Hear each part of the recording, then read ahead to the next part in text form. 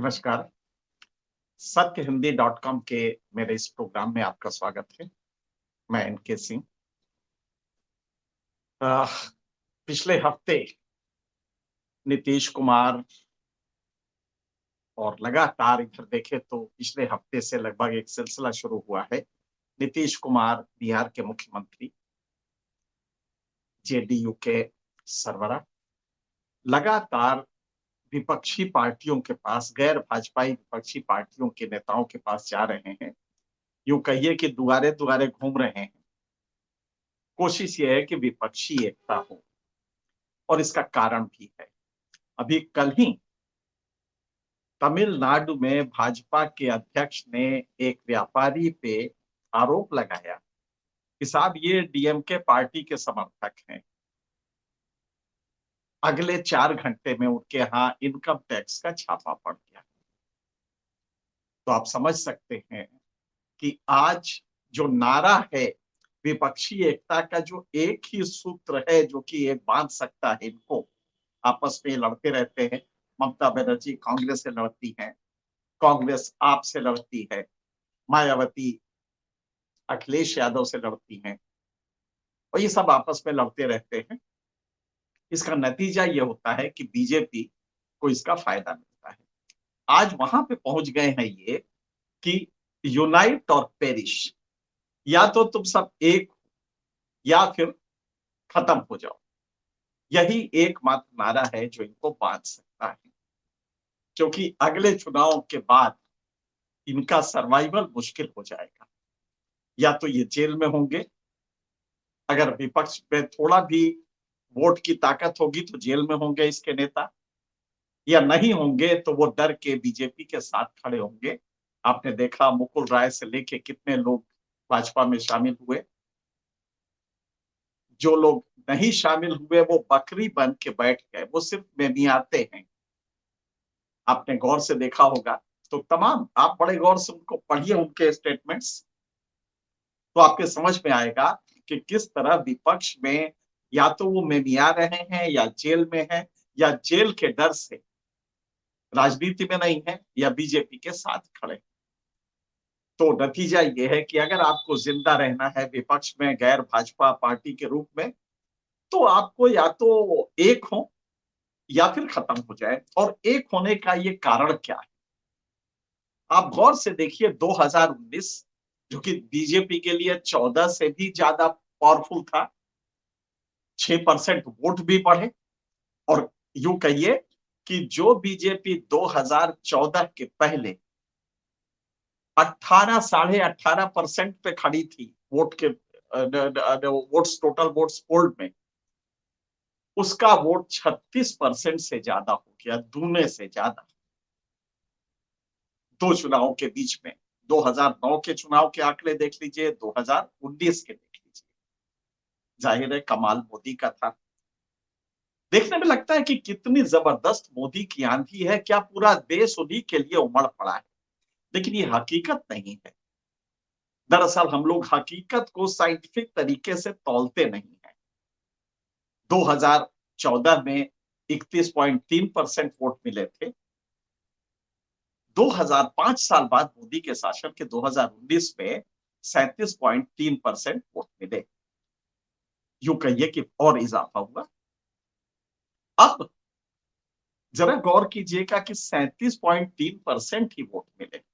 इसका मतलब कि जो पोलिंग बूथ पे आया, आप जानते हैं एक होता है इलेक्टर और दूसरा होता है वोटर।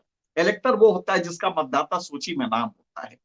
वोटर वो होता है जो कि मतदान करता है, जो जाके बटन दबाता है, उसे वोटर कहते हैं। अगर 100 वोटर होते हैं, इलेक्टर होते हैं, तो आमतौर पे 60% पोलिंग होती है। 60, 56, 62, कहीं कहीं पे अलग बात है, जो नॉर्थ ईस्ट के स्टेट्स में जहां की 80% तक होता है। तो जो 100 मतदाता होते, इलेक्टर्स होते हैं, उनमें 60 ही वोटर होते हैं। अब जरा गौर कीजिएगा, जिन्होंने मत डाले 100 लोगों ने, उसमें सिर्फ 37 ने मोदी को वोट दिया,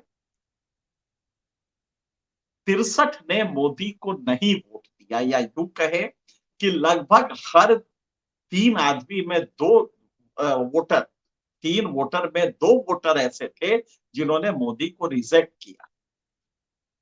कोई ऐसा नहीं है और कांग्रेस 50 साल तक इससे ज्यादा वोट पाती रही, लेकिन किसी ने कहीं कहा कि साहब मोदी का जलजला है, मोदी का तो क्या जलवा है कि मोदी तो दुनिया का बड़ा लीडर हो गया है। कांग्रेस के वोट 50 साल ऐसे ही पड़े और किसी ने नहीं कहा, कोई नरसिम्हा राव, कोई इंदिरा गांधी, कोई नेहरू।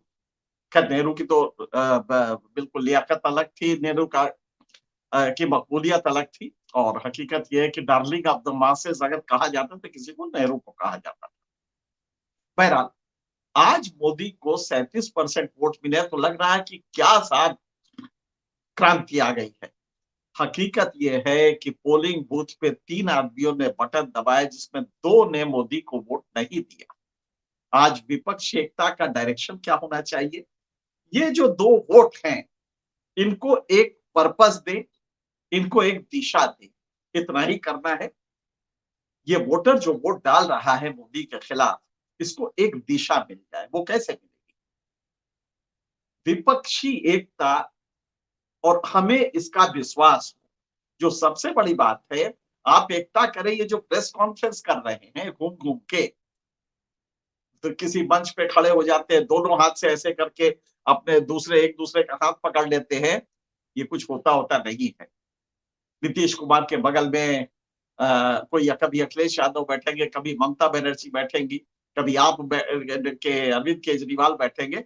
इससे कुछ नहीं होता, ये तो ऑप्टिक्स की चीजें हैं, दिखाई देता है, एक दिन फोटो में छपता है।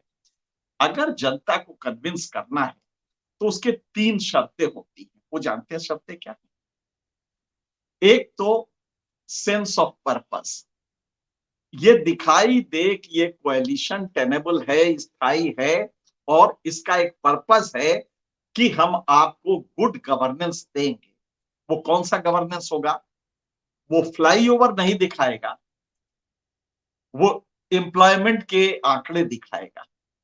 आज जो गवर्नेंस है वो आपको राम मंदिर की ऊंचाई दिखा के आपको गुमराह कर रहा है, इन्फ्लुएंस कर रहा है। तो आपको ये बताना होगा कि आपको बेटे की नौकरी के लिए मेरा रोड मैप ये है। हाँ, ये मुमकिन है कि हम फ्लाईओवर थोड़े दिन के लिए रोक दें, बेटे की नौकरी पहले दे दें। ये गवर्नेंस का एक मॉडल आपको देना होगा और इसका विश्वास करना होगा। दूसरा, इसके लिए फिर करना क्या होगा? कॉमन मिनिमम प्रोग्राम बनाना होगा जिसमें कि आप जनता को प्रभावित करें कि हम ये करेंगे कैसे। ये दूसरी चीज हो गई। और तीसरा होता है कॉन्फ्लिक्ट रिजोल्यूशन मैकेनिज्म। आपस में आपके कोई झगड़ा अगर हो गया, वो तो हो ही नहीं, लेकिन अगर हो तो उसको दूर करने का एक ऊपर मैकेनिज्म हो जो कि उसको दूर कर ले जाए। इन तीनों चीजों से जनता को वोट देने की दिशा मिले, तब वो सही किस वोट देगी, चुनाव करेगी। वोट जातिवाद पे वोट नहीं करेगी। वो इसलिए नहीं वोट करेंगे कि यादव है तो लालू का अगर अपराधी भी यादव है तो हम उसको वोट दें, ये नहीं करेगी। एक दिशा मिलेगा। अब अगला चरण इसका क्या होगा? दिशा मिलेगी कैसे? बहुत सिंपल सी बात है कि कांग्रेस को 2019 में जबकि मोदी की मकबूलियत थी, कांग्रेस रसातल में चली जा रही थी, आप जानते हैं कितने वोट कांग्रेस को मिले? अगर मोदी को 22 करोड़ 95 लाख वोट मिले हैं, या यूं कहिए 23 करोड़ वोट मिले हैं, तो कांग्रेस को भी 12 करोड़ मिले हैं। इस गिरे दिन में, इस दुर्दिन में 12 करोड़ मिले हैं। और ये 12 करोड़ कितने होते हैं? ये सारी जो विपक्ष की गैर भाजपा पार्टीज हैं, इन सब का जोड़ लीजिए, इससे ज्यादा कांग्रेस को के वोट हैं। ये जो पार्टियां हैं ये रीजनल हैं। किसी को 1.5 करोड़ मिलता है, किसी को 1 करोड़, किसी को 50 लाख, किसी को 2 करोड़, मैक्सिमम ये है। तो आप सोचिए कि कांग्रेस को इस हालत में 12 करोड़, लिहाजा आपका जब बैठे आप तो इसका तरीका क्या होगा? बहुत सिंपल सा है कि लोकसभा चुनाव में जो दिशा आपको देनी है वो ये है कि कांग्रेस को 2/3 जैसे मान लीजिए कि कुल सीटों पे कांग्रेस को आप 2 दे अपने लिए एक रखें। 3 अगर सीटें हैं तो उसमें डिवीजन जो हो वो 2 कांग्रेस को, क्योंकि कांग्रेस सत्ता में चूंकि राष्ट्रीय दल है, हर जगह इसकी प्रेजेंस है, तो ये वहां पे आएगी तो एक स्वर में, और जनता को तब विश्वास बनेगा कि हमारा विपक्ष एक टेनेबल परमानेंट विकल्प के रूप में है। लिहाजा लोकसभा में आप सीटों का जो एडजस्टमेंट करें वो 2:1 का हो, जिसमें 2 कांग्रेस को, ताकि कांग्रेस लोकसभा में अच्छे मतों से आए, अच्छे संख्या से आए। और जब राज्य के चुनाव हो तो ठीक इसका उल्टा हो, ममता बनर्जी सत्ता में रहे।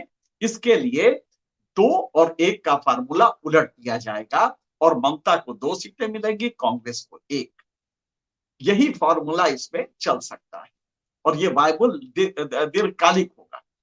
लिहाजा बहुत सिंपल सी चीज है कि आप अपने समझौते करें तो कम से कम सीट के बंटवारे में लात जूता ना हो और एक कंसल्टेड एफर्ट करें। तो 3 चीजें जरूरी हैं। जनता को आपके इस मिलने पे जुलने पे सिर्फ प्रेस कॉन्फ्रेंस तक ना रहे, बल्कि क्योंकि हकीकत क्या है, ममता बनर्जी 4 वोट अखिलेश यादव को यूपी में नहीं दिलवा सकती, अखिलेश यादव केरल में कांग्रेस को नहीं दिलवा सकते 4 वोट। तो ये समझौता होगा कैसे? सिर्फ इसलिए कि जनता को एक सेंस ऑफ एक डायरेक्शन चाहिए, डायरेक्शन की एक वो दिशा चाहिए कि विपक्ष एक है। आप अगर ये वोट देते हैं तो सार्थक कार्य में जाएगा, और सार्थक कार्य क्या है? हमारा गवर्नेंस का मॉडल जो शुद्ध लफाजी पे नहीं है, जो हाइप पे नहीं है, जिसको कि आपने कुछ ना होते हुए आपने देखा होगा, अभी 2 हफ्ते पहले की बात है, देश के प्रधानमंत्री ने कहा, भाइयों बहनों, 2014 से पहले शिक्षा पे जितना खर्च होता था 2014 तक, उसका 4 गुना खर्च हो रहा है। उन्होंने ये नहीं बताया कि इतने दिनों में बजट का साइज ही 4 गुना से ज्यादा हो गया, इतने दिनों में जीडीपी का वॉल्यूम 4 गुना से ज्यादा हो गया। तो ये गवर्नेंस सत्य छुपाती है। लिहाजा हम एक विश्वसनीय गवर्नेंस मॉडल दें, इसकी जरूरत है। क्या ये आप देखिए, डीएमके के खिलाफ एक बीजेपी का स्टेट प्रेसिडेंट कहता है कि साहब फलाना व्यापारी इसको समर्थन करता है, अगले दिन ईडी आईटी का छापा पड़ जाता है। लिहाजा आपको समर्थन इस कॉर्नर से नहीं मिलेगा, जनता का आपको समर्थन चाहिए। वो उसका तरीका जो होगा वो बहुत सिंपल है कि आप हर हालत में अपनी क्रेडिबिलिटी इस विकल्प की बनाएं, विश्वसनीयता जनता में जाए कि हाँ, आपकी बार जो बना है ये लंबे रेस का घोड़ा है और ये चलेगा। लिहाजा दिल्ली में अगर चुनाव की प्रक्रिया हो, लोकसभा का चुनाव हो, तो वहां पे कांग्रेस को आप वर्चस्व दे, 2 सीटें कांग्रेस को दे। अगर 70 सीटें हैं तो आपकी कोशिश होनी चाहिए कि 2:1 का फॉर्मूला अपनाए, 36 सीटें आप दे बीजेपी को, बाकी जो है वो आप अपने पास रखें। ये फॉर्मूला जब आप करेंगे तभी ये एकता बनेगी और इसमें जनता का विश्वास बनेगा। क्या इस समय विपक्ष इस मना स्थिति में है? ममता की बातों से तो लगा कि वो ये कांग्रेस के साथ जो है, और करे भी क्यों ना, हर तीसरे दिन आप देख रहे हैं कि किस तरह वहां पे छापे पड़ रहे हैं, किस तरह महाराष्ट्र की स्थिति है, यूपी में तो बकरी बन के लोग बैठे हैं, में भी आ रहे हैं। एक गरीबों की पार्टी कही जाती है, उसकी जो नेता है उनके बोली नहीं निकल रहा है, कभी भी दलित कॉज पे वो सड़कों पे नहीं आती। तो इसके पीछे कारण क्या है? तो अगर आप इनको गौर से देखें तो ये सब मजबूरी इनकी इसलिए है कि ये दहशत है ईडी का कि या तो हम जेल में होंगे या हमें बीजेपी के साथ मिलना पड़ेगा, और अगर ये दोनों नहीं करते हैं तो हमारे लिए कोई विकल्प नहीं है, पॉलिटिकली हम लगभग मार्जिनलाइज हो चुके होंगे। तो आने वाले दिनों में कोशिश इसी बात की होनी चाहिए कि विपक्षी एकता बने, लेकिन उसकी शर्तें क्या हो? आप जानते हैं कि जो वर्तमान गवर्नेंस मॉडल है, इसमें एक अजीब सा टेरर क्रिएट किया जा रहा है। मैं इसको अक्सर कहता हूं अतिकाइजेशन ऑफ गवर्नेंस। गवर्नेंस में लॉ के आवरण में आप खड़े रहेंगे, लॉ का सहारा लेंगे और वो सब कुछ करेंगे जो कोई भी माफिया करता था, ताकि वो आपके पार्टी में आ जाए या वो आपके हर अंगूठे के नीचे रहे या वो बदनाम हो जाए। आखिर ये हमले तेज क्यों हुए? सिर्फ इसलिए कि राहुल गांधी ने मर्मस्थल पे जब हमला किया, मोदी जी का यूएसपी भ्रष्टाचार, ईमानदारी, भ्रष्टाचार के खिलाफ उनका इमेज था। जब बताया गया कि अडानी और वर्तमान सरकार का नेक्सस क्या है, ये राज खुला, राज तो किसी विदेश के उसने खोला, एनजीओ ने, लेकिन संस्था ने, लेकिन इसको जब राहुल गांधी ने आगे बढ़ाया तो ये मर्मस्थल पे हमला था। मोदी जी सब बर्दाश्त कर सकते हैं, लेकिन जब उनके आप इस इमेज को कहीं टार्निश करना चाहेंगे तो वो सब कुछ करेंगे जो गवर्नेंस के मॉडल में होता है, जिसमें कि कानून का सहारा होगा, लेकिन वो सब कुछ होगा जो कोई भी आतंक पैदा करने के लिए कर सकता है, डर पैदा करने के लिए कर सकता है। तो लिहाजा विपक्ष को ये जरूरी है कि ये वर्तमान मॉडल समझे, आने वाले दिनों की दहशत समझे और एक अलग अपनी इमेज बनाए जनता में, और वो इमेज जातिवादी ना हो, क्षेत्रवादी ना हो, बल्कि वो इमेज प्योर इस बात पे हो कि हम एक अच्छा गवर्नेंस आपको देंगे जिसका मॉडल ये होगा और हम सब साथ मिलके आपको ये करेंगे, कोई हमारे अंदर भेद नहीं है। क्या ये विश्वास विपक्ष दिला पाएगा? प्रयास हो रहा है, देखा जाता है, लेकिन ये तो जरूर लग रहा है कुछ आकृति इसकी बनने लगी है। आने वाले दिनों में अगर ये इन फॉर्मूलों पे काम करेंगे जिसकी हमने अभी चर्चा की है, तो मुझे लगता है आप भी इस बात पे मुतासिर होंगे कि ये वर्केबल फॉर्मूला बन सकता है।